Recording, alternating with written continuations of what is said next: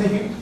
So on Monday, I defined these Quiver Hecke algebras in lots of different algebras, and I tried to motivate them by telling them they categorify the negative part of the continuity algebras, or quasi-continuity algebras, and they categorify the isomorphic representations, and even strongly, at least in the simply base cases, the canonical bases correspond to the bases of decomposables, and the dual canonical bases correspond to bases of simple modules.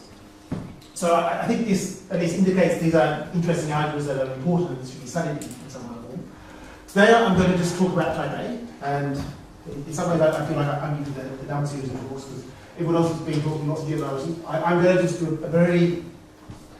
I'm going to try and do all the details about how the isomorphism comes about, at least in my view, in type A.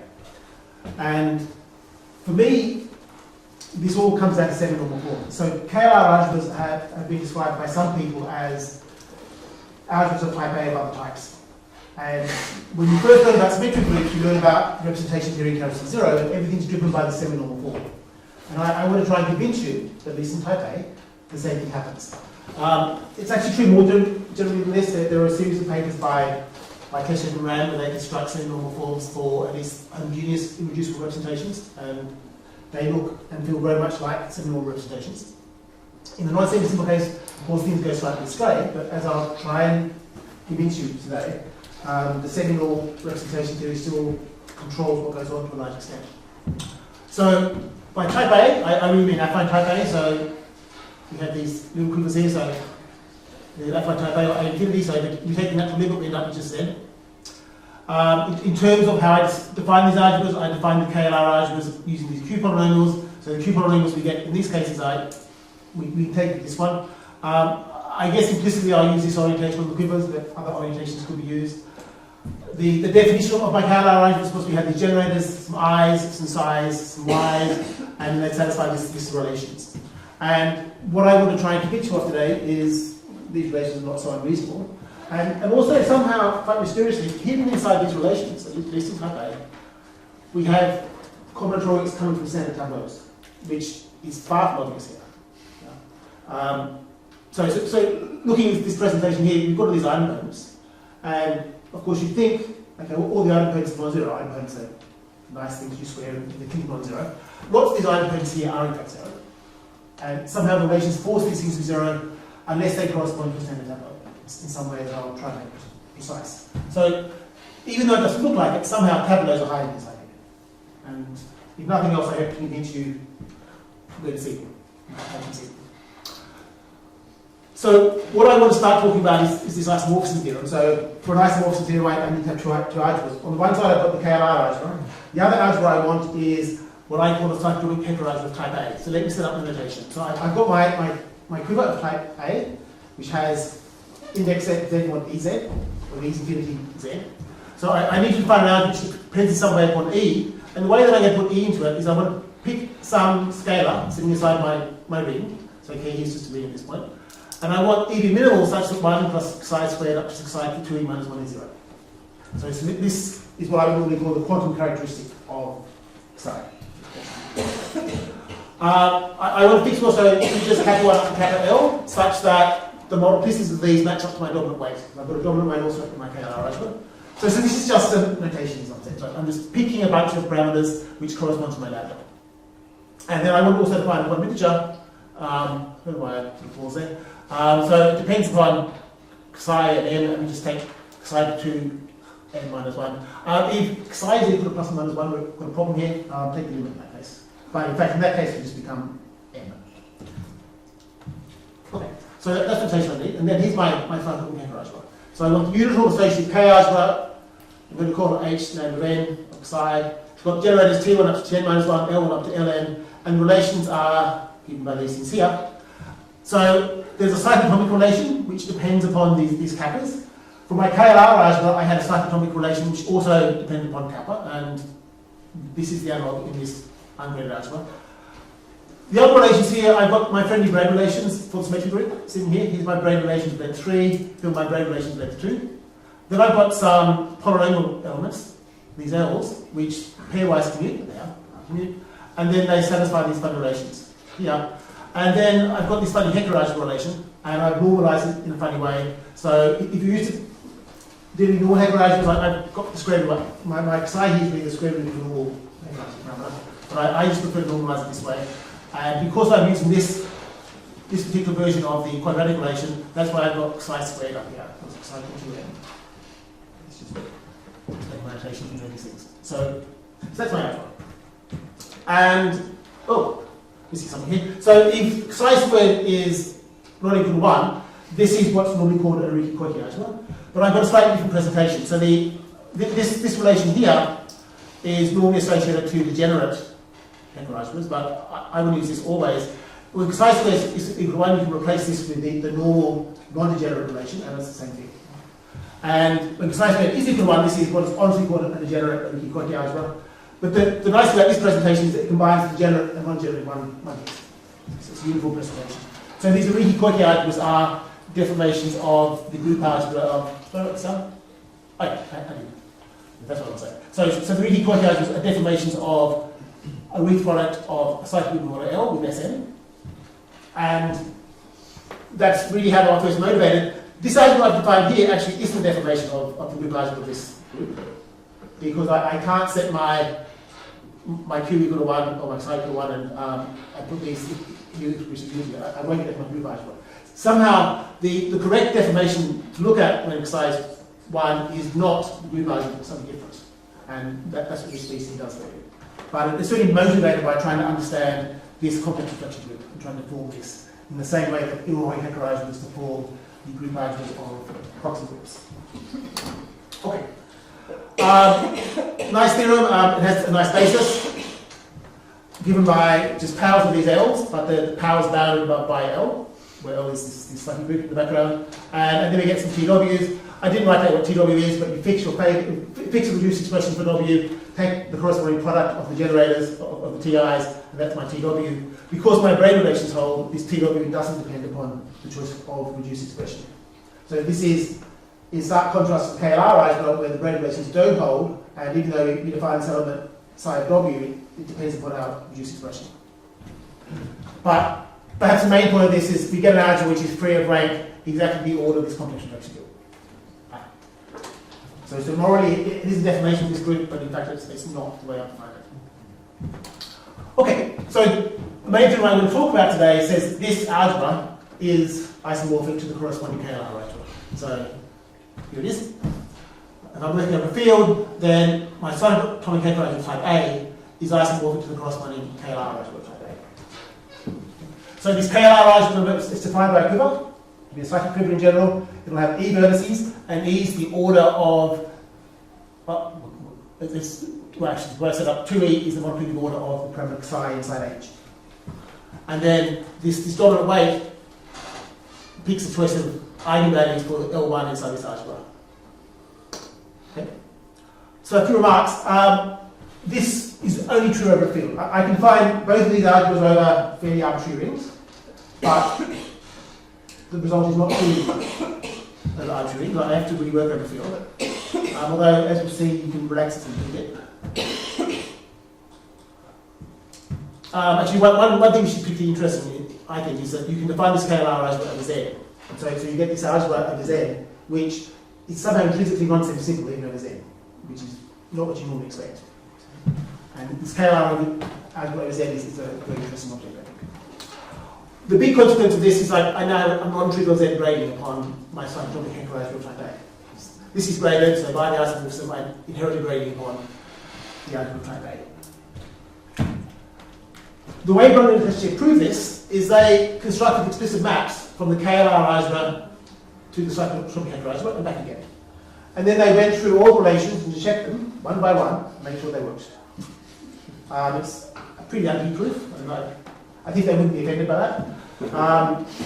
The result is beautiful, but the proof is less nice. I guess Rouquier has a slightly more sophisticated proof, which is missing some of the details back. Well, no, I won't say that. I can't follow the last step. But Rouquier proves that more nicely in some sense. He proves a corresponding second upstairs to the affine, set of affine Hecke algebra, and then he deduces the corresponding result downstairs. But one part of the proof I don't understand. The aim for me today is really to prove essentially half of this theorem. I want to construct a map. Once you've got that, you can really finish the proof by just counting dimensions. So that's not so hard. But I really want to try and explain where the isomorphism comes from, at least in my simple-minded view of the world. Let me just set one nice corollary. So these KLR algebras, they depend upon parameters. So I took different xi's, xi and xi prime, which have the same quantum characteristic. So if I look at these quantities below zero, the smallest thing that does that. It's not clear a priori that these algebras are isomorphic. But now we go by our KLR algebra, because this algebra here is isomorphic to my KLR, this algebra here is isomorphic to KLR, so splicing the isomorphs together, the whole thing's isomorphic. If I'm working over C, this is obvious because there's a Galois automorphism which takes psi to psi prime. But if I'm working over a finite field, there's normally a lack of automorphisms. So FP has no automorphisms. So I simply can't move from psi to psi prime on a finite field. So it's not clear how to prove this in positive characteristic. So this is a nice consequence. I thought for a long time these algebras were root equivalent, but I've given up on proving they're isomorphic. And proving they're isomorphic in terms of zero is obvious. Usually it's Galois automorphism, but in terms P, I couldn't see how to do it, but Brundan and Kleshchev told us how. So we can just do it this way. The isomorphism, of course, between these algebras here is reasonably complicated, so it's not straightforward to construct this isomorphism. But nonetheless, we have it. Okay, so how are we going to tackle this? So I'm going to give you a proof really just for symmetry. So I'm going to throw away most of the notation and just simply work with Sn. Everything that I say generalizes without too much effort to these arbitrary cyclotomic algebras. But the Sn notation is much, much easier, and lots of notation is unnecessary. So you can see the details of the proof without seeing any of the horrible notation. So I'm just going to stick to Sn. So normally when I think of Sn, I think of it being generated just by the simple transposition. So S1, S2 up to Sn minus 1, where Si swaps I and I plus 1. And then I just simply have the grade relations, and that's it. Whereas I define this algebra in terms of T's, which correspond to the S's, and these Jucys-Murphy elements L. So what are those in terms of symmetric groups? Well, I can simply take Lk to be just the sum of the permutation swaps 1k, 2k, all the way up to k minus 1k. So this Lk really averages over 1 up to k in some sense. And of course, representation theory is full about averaging operators. So this is somehow a very natural thing to look at. If you're thinking about this in terms of extended affine Hecke algebras, this really is associated to a root. But in terms of Sn, you can think of it simply as being some sort of averaging operator. Fun exercises prove these things pairwise commute. It's not so hard, but it's if you do it the right way, it's very easy. If you do it by bare hands, it's less fun. But nonetheless, one can prove that they commute, which is one of the relations that can satisfy. I'm going to plug all these things together into an algebra which I call the Gelfand-Zetland subalgebra. So it's just the subalgebra generated by L1 up to L8. And I want to advertise that. I'm not going to use this, but Rouquier and Rouquier have this beautiful approach to representation through the symmetric group, where they just start really by trying to understand this subalgebra. They were the first people to call this subalgebra of Sn. And they actually defined it not as the subalgebra generated by these elements, but instead they said it was just a set of things inside the symmetric group that commuted with all things inside Sn minus 1. It's not obvious these two things are the same, but they prove that along the way. Although again, there's an aspect of their proof which is also missing some details, I think. But the argument is actually really beautiful, and just by playing this argument, they're able to show that restrictions of irreducible modulus for Sn are multiplicity free. So when you look at just working out complex numbers, if you restrict them irreducible, you get some irreducibles, all period multiplicity at most 1. And more than that, they're able to show that every irreducible can be decomposed into a direct sum of generalized or eigenspaces for this subalgebra, and they can deduce what the eigenvalues actually are, just by this really lovely argument. So it's really quite cool. All these things really should work for these Cyclotomic Hecke algebras. No one's managed to do that. All the consequences of the Rouquier theory or approach hold. But, for example, this subalgebra, I have no idea whether it coincides with this subalgebra in general for these Cyclotomic Hecke algebras. Probably should. But subalgebras of Hecke algebras are horrible, nasty beasts. So parabolic subalgebras are fine for Iwahori Hecke algebras, but when you're looking at this general cyclotomic case, subalgebras are generally nasty. And so I have no idea how to get hold of this thing. So I don't know what the right analog of this statement is for these algebras. So I'm not going to use this information, but I'm just advertising that this is a really nice way of doing that. But one thing which I do want to emphasize is that somehow this algebra here controls a lot of the representation theory, and in terms of the grading, it somehow also is crucial in getting everything to work. So let me give you a first case of what this thing does. It's quite easy to prove, although the way that I'm describing this is wrong. This is something you deduce at the end of what I'm saying rather than at the beginning. But it's easy to see that this algebra H is fixed and is simple precisely when this little Gelfand-Zetland subalgebra is fixed and simple. So the semi-simplicity of the Cyclotomic Hecke algebras is controlled by this little subalgebra generated by the L's. I think it's probably quite likely in general that H is a projective L module. No idea how to prove this. No idea why it's useful either, but somehow it seems like it's right and it should be true. Anyway, let's move on to the detail. So combinatorics. I've got to play with symmetric groups, so I need partitions. So I think you all know what partitions are. Rather than looking at partitions, I look at diagrams. So we put 3 boxes and 2 boxes, partition 3, 2.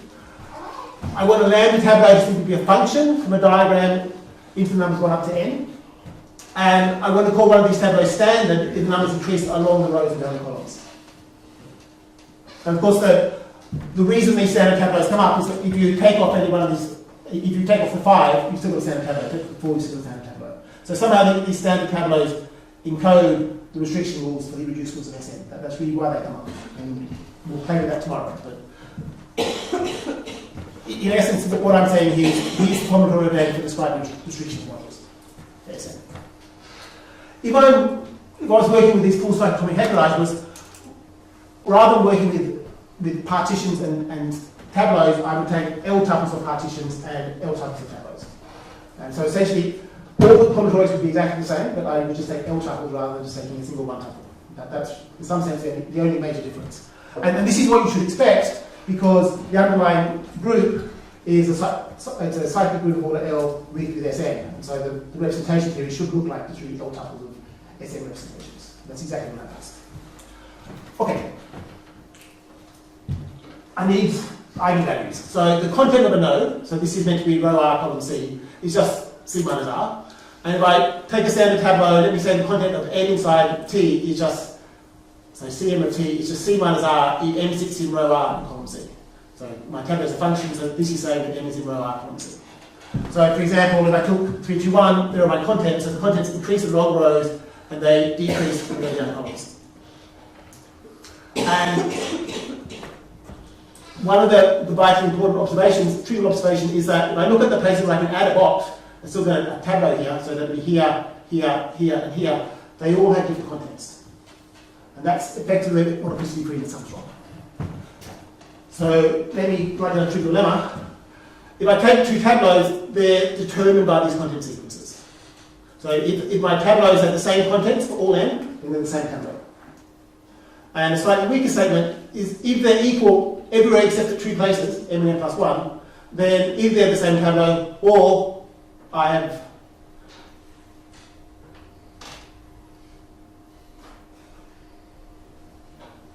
I guess what I've said is correct. I'm just surprised when I've said it. Yeah, either I swap really m and n plus 1. The way I've written it, it's strange. When I swap an n plus 1 inside here, I'll get the same thing. And the proof for this is simply by induction. Yeah? If I prove it up to n minus 1, I only have to put the n, but n has to go in one of these animal boxes, but they've got different contents, so the content determines where the box has to go. So that gives the first statement, and the second part I talk about. Okay. So I wanted to state that because that drives them somewhere forward. So here's Young's semi-normal form. It's quite an old result, I guess. I don't think, maybe I did say it this way. You probably all seen it before. The spec modulus lambda for the symmetric groups, defined over rationals, has basis in these my standard tableaus, and the action is given by this very simple, pretty formula, where this row is just the difference of the content of R plus 1 and the content of R. And here I'm cheating somewhat. If this tableau that I get by swapping R and R plus 1 inside T, if it's not standard, that thing's in 0.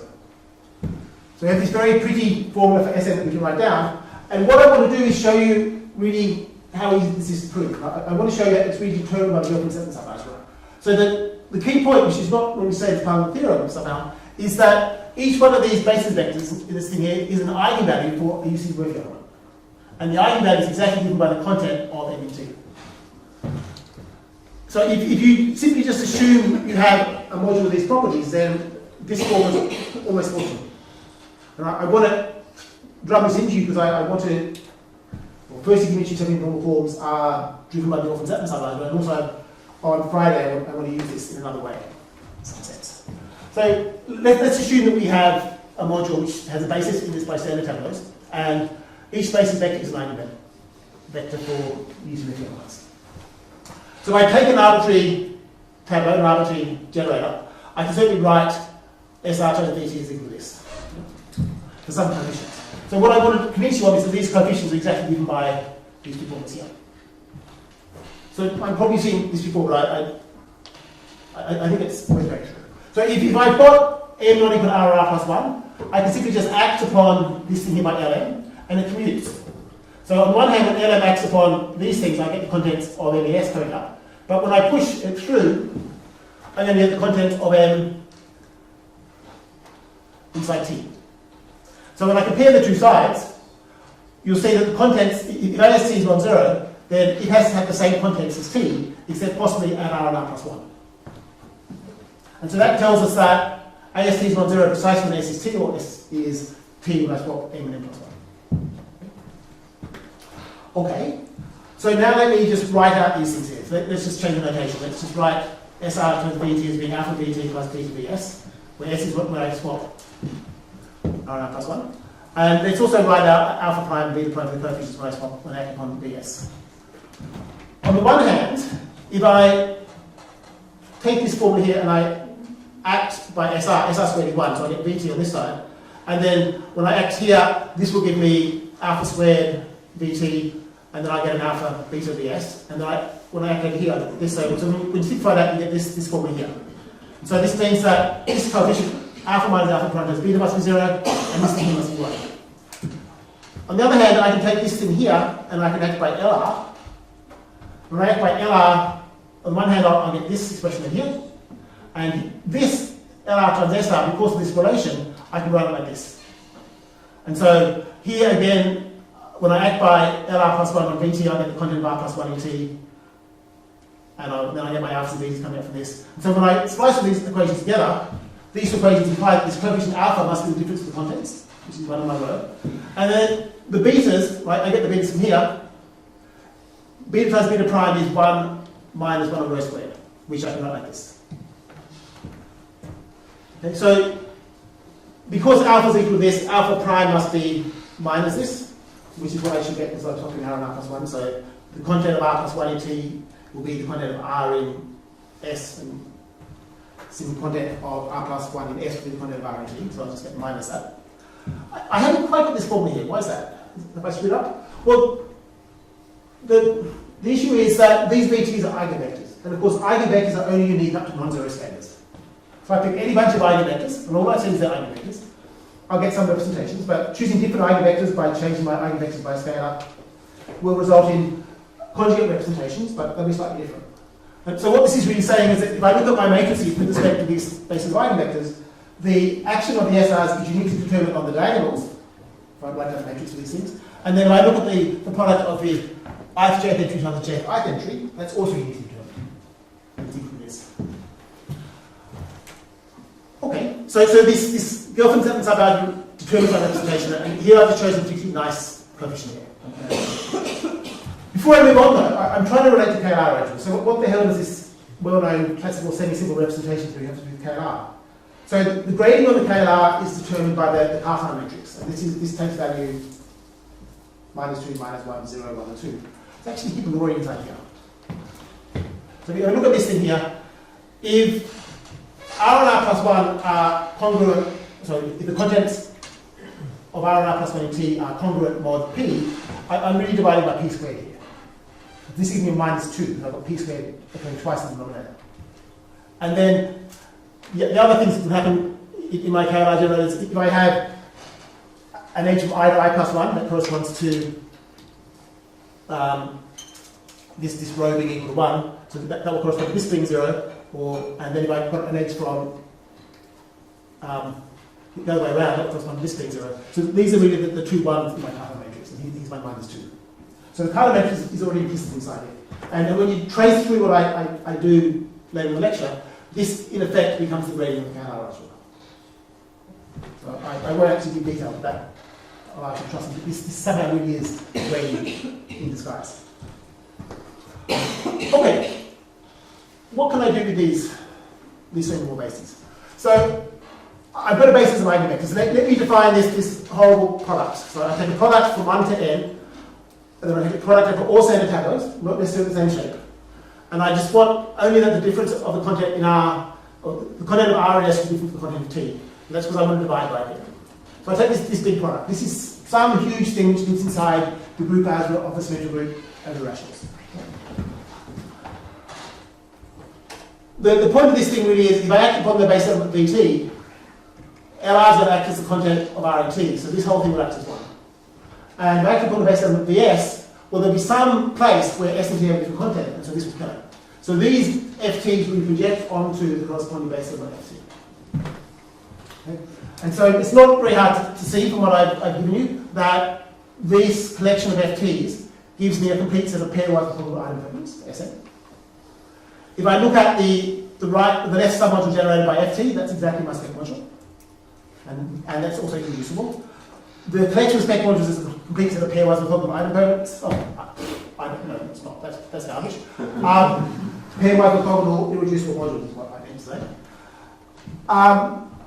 Maybe less well known, but also true, is I look at the group algebra as a bimodule, the Gelfand-Zetland subalgebra, then it decomposes as direct sum of one-dimensional pieces, where the pieces are just uniquely determined by saying I can look at all those things inside the algebra where the action of LR is given by the content of R and S, and when I act from the left and when I act from the right, the content of T plays a role. So if you look at all things inside that's one-dimensional, and you get a decomposition of the entire algebra. So that's quite cute, I think. And then that's this implies straight away that if Sn is simple, then so is Gelfand-Zetland subalgebra. By part 4, I can pick a basis sitting inside these little one-dimensional pieces for my whole algebra. And if I multiply two basis elements, what's going to happen? Well, because this FST sits inside this subalgebra, and I know how the L's act from the right, if I hit this FT on this FST on the right by FT, the act is 1. So really, this FST is FST times the capital Fs. But the capital F times U will kill FUV unless U is equal to T. So I have to get some models coming up. And it's not completely obvious these gammas are the same and are independent of S and V, but they are. So we get this nice basis, and we have these standards coming up, and we can write down what's going on. So I want to use this basis of the algebra. Okay, so what am I going to do with it? So we have this basis. When we act from the left with one of these L's, we just use the content function. So the L's acting as scalars. And when I act by an SR, by what I did 2 slides ago, it must be something like this with this beta R is just some coefficient. So it's what I call beta on that slide. And then beta R times beta prime of R, or beta R or SR and S will have to satisfy this identity. It's rho R minus 1 times rho R plus 1 rho squared. But we know that we act on the argument in some sense. The L's, because we're acting by scalars, they're sort of irrelevant, so we should just ignore them. Yeah? And if you think about it, I want to understand my Gelfand-Zetland subalgebra. These capital F T's will give me a basis for the whole Gelfand-Zetland subalgebra. So I have a nice basis for the Gelfand-Zetland, this is given by these primitive idempotents. And that's all I need to know about Gelfand-Zetland. So let's throw away the L's completely, just instead work with the FTs. What about the size? I want to simplify the action of SR. SR is doing this complicated thing. And I get these horrible multipliers come in, and I get 2 base elements. I don't like that. So let's just make life easy for ourselves and make these elements act in a nice way. So if I replace psi r by this sum of all v of this thing here, what happens? Well, if this thing in here acts upon FST, well, it'll kill it unless B is equal to S. And then, what does this often say? If I take this to the other side and divide by beta, this really says that when I act on FST, I'll just change the S into a U. Okay? That's exactly what this formula here says. So now I've got this nice set of elements which generate my algebra, and I want to try and look at the algebra in terms of that. Now let me change my notation. So rather than indexing these things by B's, by standard tableaus, I want to index them instead by content sequences. So we already know that two tableaus are equal precisely when they have the same sequence of contents. So let's, instead of labeling things by standard tableaus, label them by this content sequence. Okay? So replace T by the sequence of contents. And let me then, I want to make it finite dimensional in some sense. So I want to take just the images of minus n minus n plus 1 up to n inside K. Let me just call it that. So that content sequence is going to be n tuple inside I. For an arbitrary sequence inside IPN, let me just write down this element here. So I'm just really doing exactly the same thing as I did in the definition of f of t, but I'm now looking at all possible n tuples inside I, and I just simply want these tuples to differ at place R. Using the second normal basis, it's very, very easy to see that this element f of c is non-zero precisely when c is a content sequence, and if it is a content sequence, then it's the corresponding f of t that's determined by that content sequence. So what I've done is simply I've written down arbitrary elements labeled by n tuples of this set I in some nice way, and some of them are idempotents, some of them are zero. So, if I look at my group algebra, it's generated by these elements fc, where c runs over all these n tuples of I, psi up to psi n minus 1, and then it satisfies these relations. So they're orthogonal idempotents, they sum to 1, the sides commute, or they intertwine the f's. If I look at the square, this will be 0 if, unless, actually it should not, it should, so the square of this should act as 1 unless CR is equal to CR plus 1, which gets back to 0. So I've got this inverted, it should be not that. And then the size commute, provided R and T is far enough apart, and then they always satisfy a braid relation. So it looks like this. So this last one is a little bit strange, because you would think perhaps, because I'm in the semi-simple case, that really I should get a braid relation, holding exactly. But really, this relation here is encoding the fact that some of these FCs are just arbitrary sequences which aren't content sequences. So the fact that I have this almost braid relation here forces my FCs labeled by sequences which aren't content sequences to tabulation to 0. So the standard tableaus are really hidden inside this almost braid relation. And the proof of this is almost trivial. You look at the semi-normal form, you shake it, and it works. So that's a nice theorem. If you compare this with the KLR presentation, it's very similar, except there's one thing that's not there. There aren't any y's. But of course the y's aren't there because I threw away my Rouquier elements, because they're not doing anything. They're acting semi-simply. And you can prove, just using KLR relations in the semi-simple case, whatever that means, the y equals 0. So this is in fact exactly the presentation of a semi-simple KLR algebra. So to prove that, there's a natural condition on the dominant weight you can write down, and then essentially what you do is you prove that the idempotents are non-zero, even though they're the content sequence, which you can do by induction. Okay. So yeah, the proof of this is really quite simple. You just add it on the same forward and check that it works. Okay, so in the semi-simple case, the KLR algebra actually all concentrated into 0. So that's when the full KLR algebra is semi-simple. And there are semi-simple blocks which are not concentrated into 0, and the little Hecke algebra case that we looked at on Monday is an example of that. But if the whole of R lambda n is semi-simple, then in fact everything's into 0. So actually got something brainy here.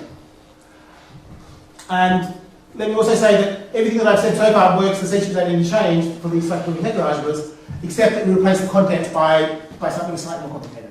So we have these kappas which were determined by my dominant weight, or determined term by dominant weight, they come into content, and then rather than integers, we take quantum integers. Okay? That's really just a minor change. Essentially, everything works without much change at all. Okay. Let me now try and go from the semi-simple case to the non-semi-simple case.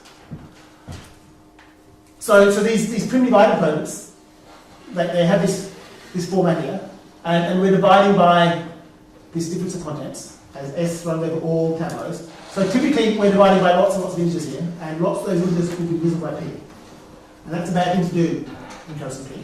So these FFTs, they live really over the rationals, and you can't play with them in case of P because they just roll. Okay? So what we have to do somehow is replace them with something that does work. So let me replace my content sequences with what I call a residue sequence. So rather than my content, let's just look at the content by P. Okay? So that will convert my content sequence into a residue sequence. So the contents increase along rows and down columns. The residues do as well, but they do it 1p. So I'm increasing by 1, but of course 2 plus 1 is 3, which is 0. So I increase 1p. Until you want to go down, I increase by 1p. And let me give myself some notation. Let me let standard I with a set of standard tableaus which have residue sequence I. Okay. Right. So if I take an arbitrary n tuple inside here, then it often happens that this set's empty, but that's fine. I don't mind it's empty. So let's just keep working over rationals to start with. Oh, sorry. I'm going to find where I was. Okay, so we can certainly add up lots of these idempotents over rationals, and quite miraculously, it turns out if I add up all of the tableau with the right residue sequence, then what I get is something that lives with coefficients in Z over minus P. So all of the P's in the denominator magically match. And I think the proof of this is quite cute. So Z log as a P is a discrete calculation ring, so in some sense it's not so surprising one to do this, but the proof that I'm going to give you works over a much more flexible class of rings, which I think is somehow important. So let me take a first approximation to my tableau, to my idempotent. So Ft prime is just the product of all things where these denominators are good. So I want the content of R in T and the content of R in S not to be congruent 1P. That's what this is saying really. So P doesn't divide this number. So this lives inside OP, but I really mean Z over minus P. This is a nice list. If I look at this thing, this thing here is the identity of the algebra, because we have complete set of idempotents, remember? So Ft is Ft prime times this, so I can write it as in correlation terms like this. And because of the explicit form of this, I can work out what these ASTs are, and from the form we have the same normal form, the leading coefficient of the AST is 1, and these things are going to be non-zero only if S and T have the same residue sequence. So we get a sum of terms indexed by tabulation of the same residue sequence, and we get some coefficients, and the leading coefficient is 1. All of these are inside my Gelfand-Zetland subalgebra, so all of these Ft primes commute. And because I've got this thing as a sum of terms like this, and because the algebra is pairwise orthogonal, it's easy to see that Fi times Ft prime is just Ft. It just follows from the idempotent being pairwise orthogonal. Okay, so when I expand out this product here, what do I get? Well, if I plug in this formula with AST Fs into this, I get a sum of terms like this inside here, like a product of T. And so inside here, Ft occurs once, inside here it occurs once. So when I take the difference, T doesn't occur inside this at all. If I take a product of all these things, I'm missing a tableau at each point. They're all pairwise orthogonal, so this thing has to be 0. There's always one tableau missing in each point you land. This is works now. But that's great, because I can then rewrite Fi in terms of this thing here. So I take the product of all these things here and just expand it out. What do I get? I've got a whole bunch of terms here. If I think about them as being indexed by subsets of this set of tableaus, I'm going to get a product of things like this for each one. The idempotent itself will occur for the empty subset, and then all these other ones will appear. So I get a product of things like this. This thing here is 0 by assumption, we just check that. So now I get that fi really is just this term here. And these things here live inside my nice ring. So what this does is it tells me how to write this fi as a subtle thing which live inside this ring here. And this term here magically just dies. Okay. So that tells me that I've got a nice element of the rationals which I can reduce to one thing. So this is really my KLR eigenvalue. So I can naturally construct it from semi-simple representation theory just by adding up appropriate semi-simple eigenvalues. So if I think about my little Gelfand-Zetland subalgebra, these FIs are taking care of the semi-simple elements. In the non-semi-simple case, there's lots of little quotients as well. What can I do with those? Well, I should just simply replace them with my Jucys-Murphy elements acting upon my tableaus.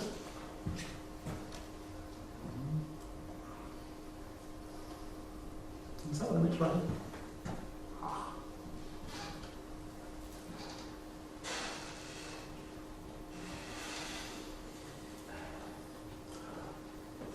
Okay, this actually isn't very useful, is it? This actually is 0. That's no value whatsoever.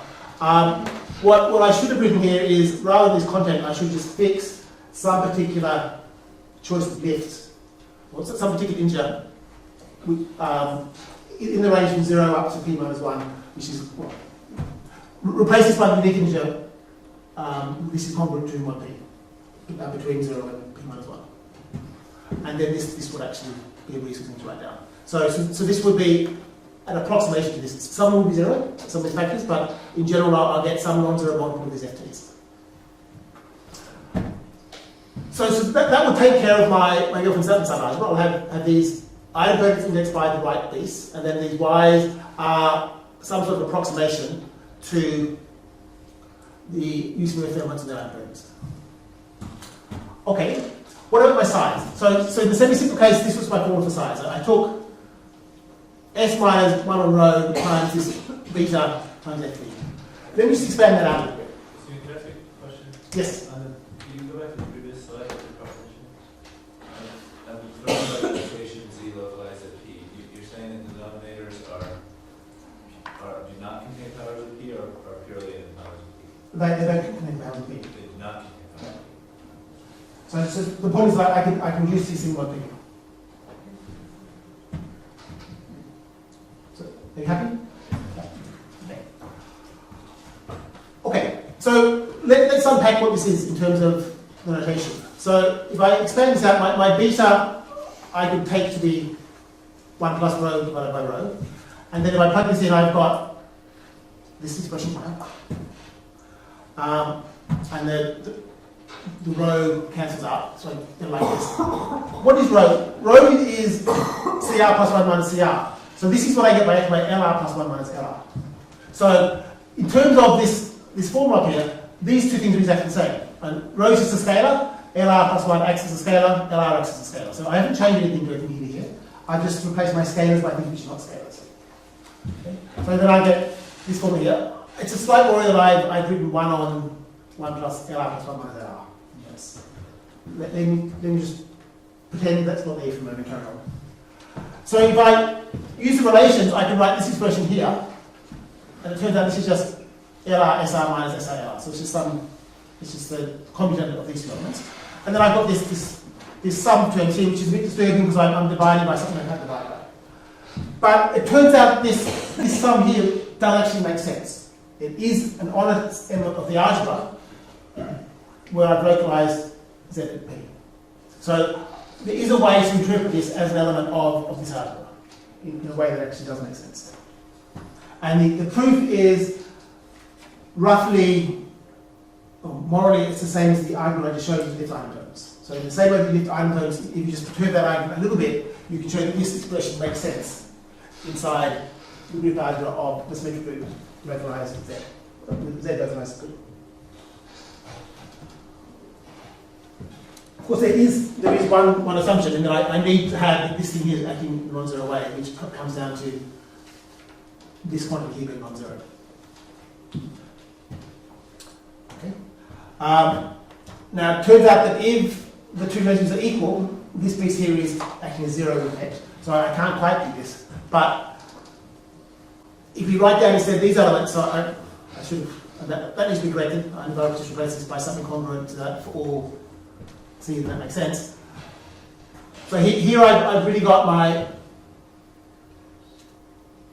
semi-simple part of the Gelfand-Zetland. The y's are some sort of encoded elements, and then the size is given by these formulas here.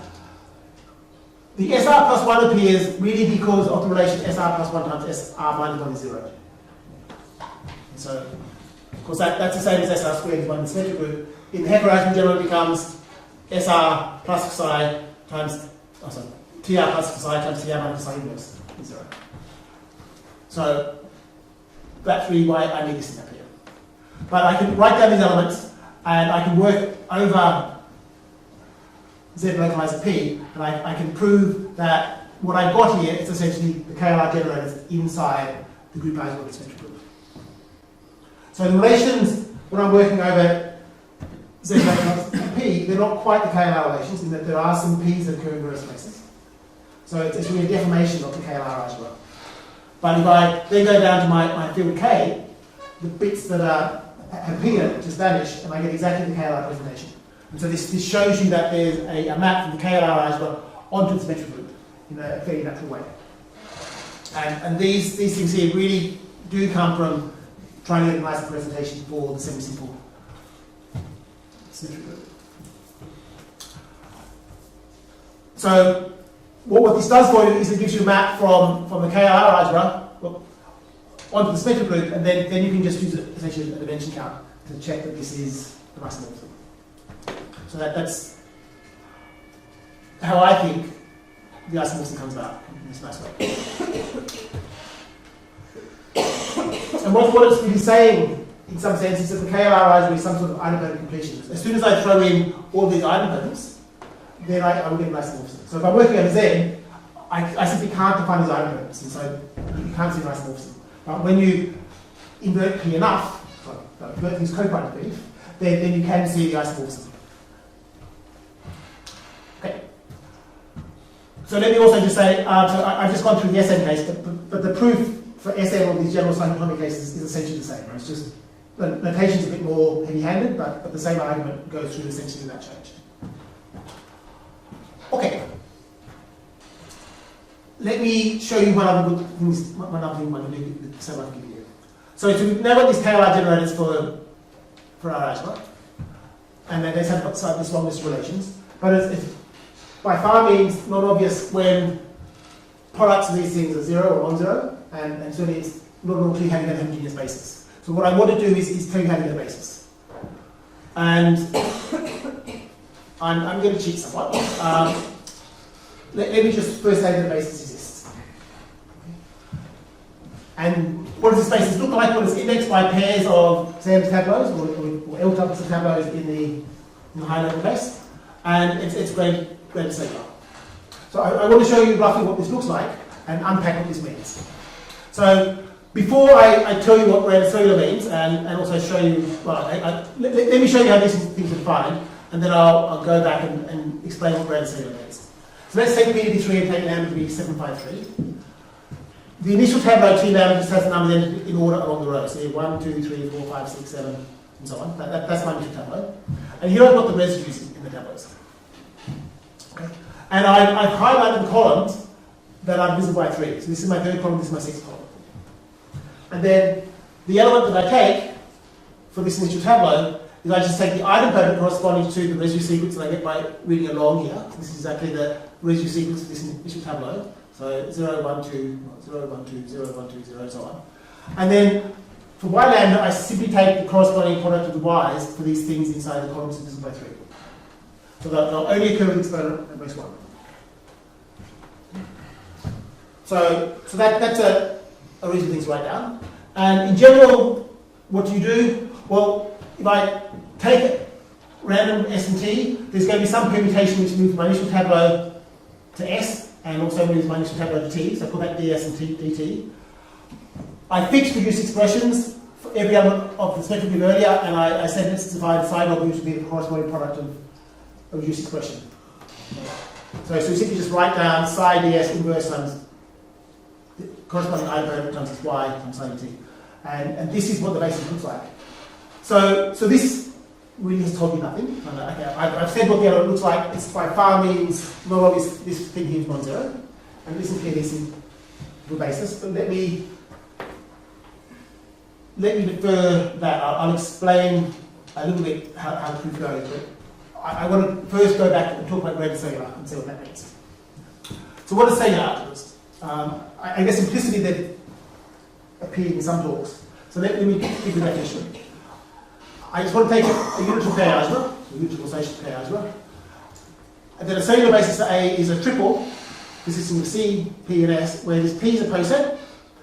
For every element lambda of P, I have a finite set, and then this C is a function going from pairs of S lambda, that's lambda run all elements of P to the algebra, and it just associates to a pair ST some element C lambda ST, and this C should be injective. So my notation here is meant to be a little bit suggestive. So P I'm secretly thinking as being partitions and S standard tableaus.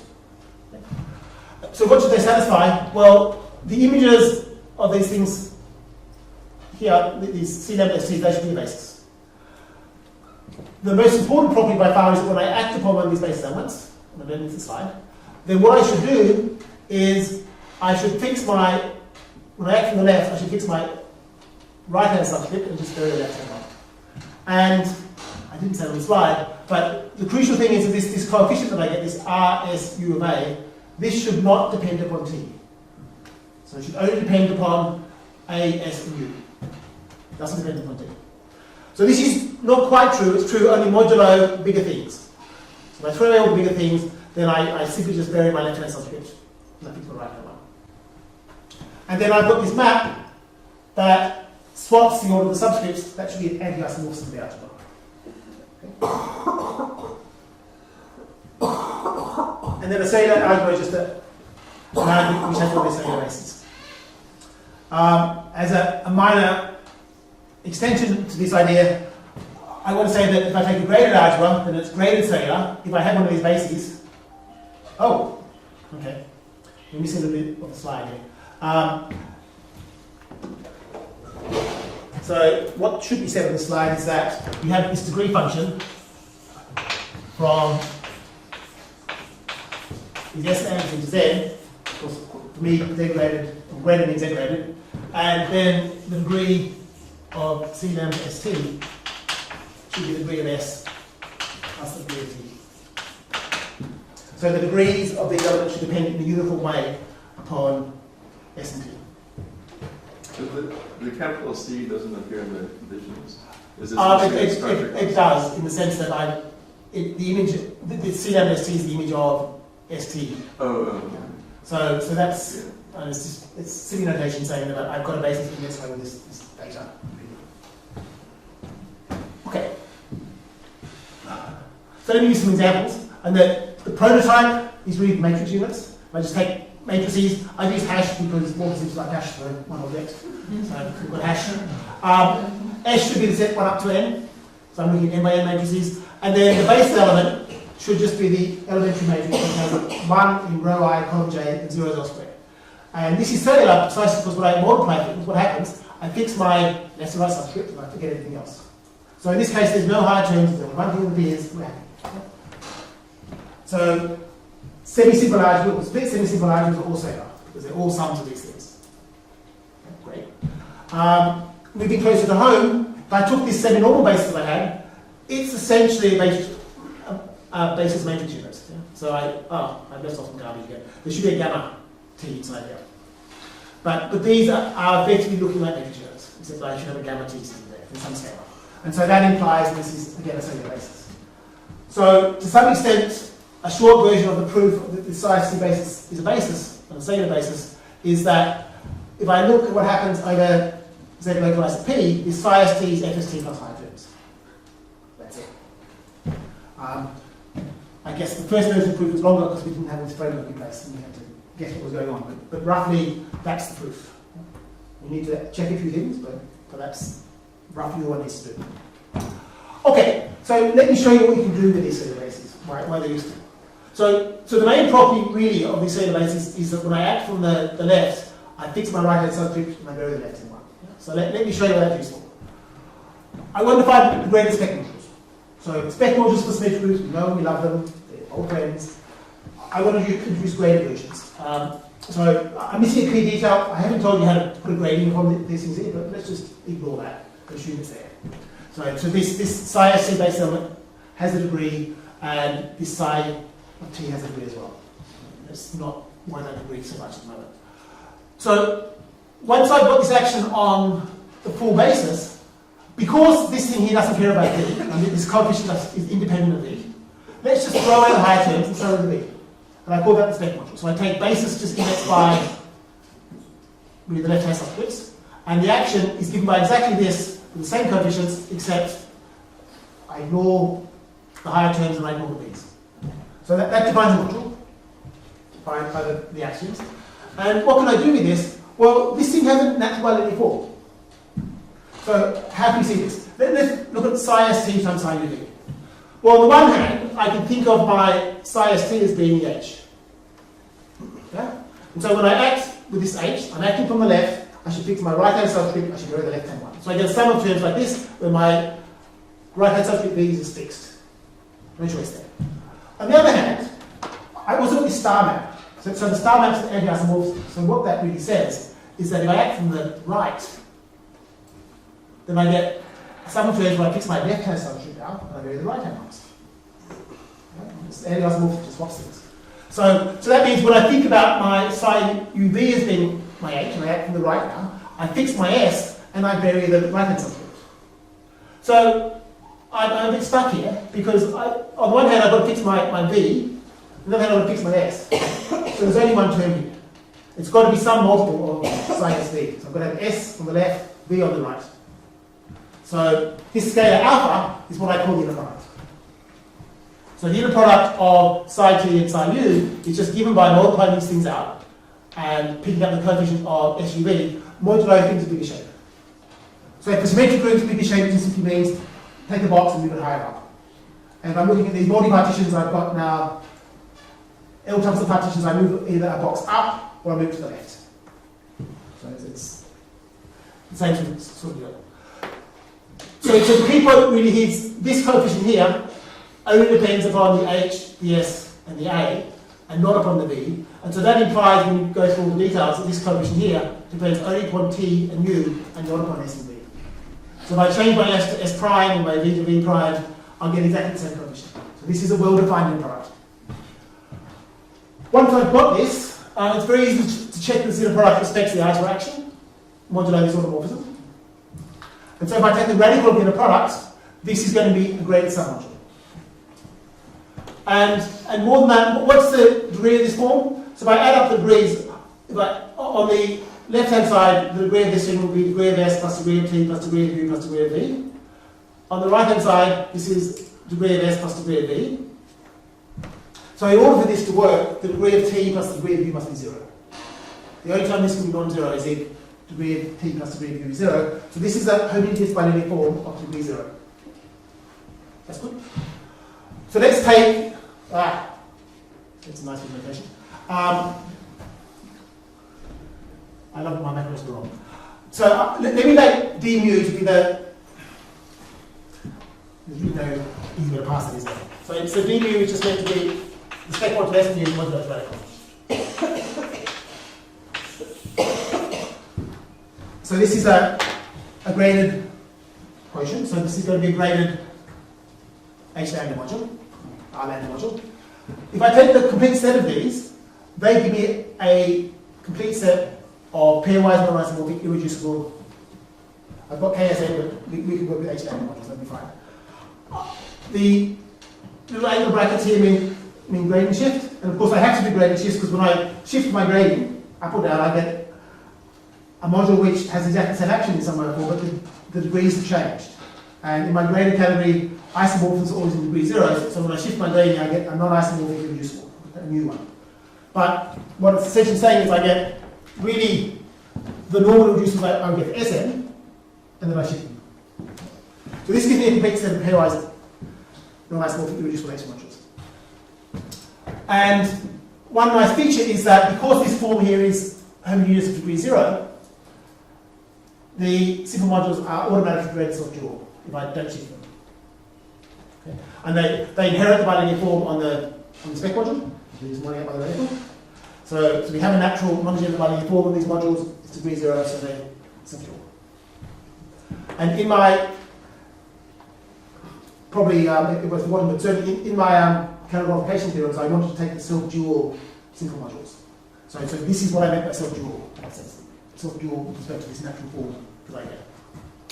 So the proof of this really follows just by some general nonsense with cellular algebras. And there's nothing particularly hard. It's just a general fact. What's less hard, less straightforward is exactly when these modules are 0 and non-zero. But I think I'll leave that for another day because I'm not going to get there. Oh yeah, right. Oh, for several proof of our slides, I think Daniel's put them up somewhere on the web. I'm not quite sure where. But they do exist, and if you can't find them, you can email me as well. And I also add references to these things, but you probably already read them. Okay. Thank you.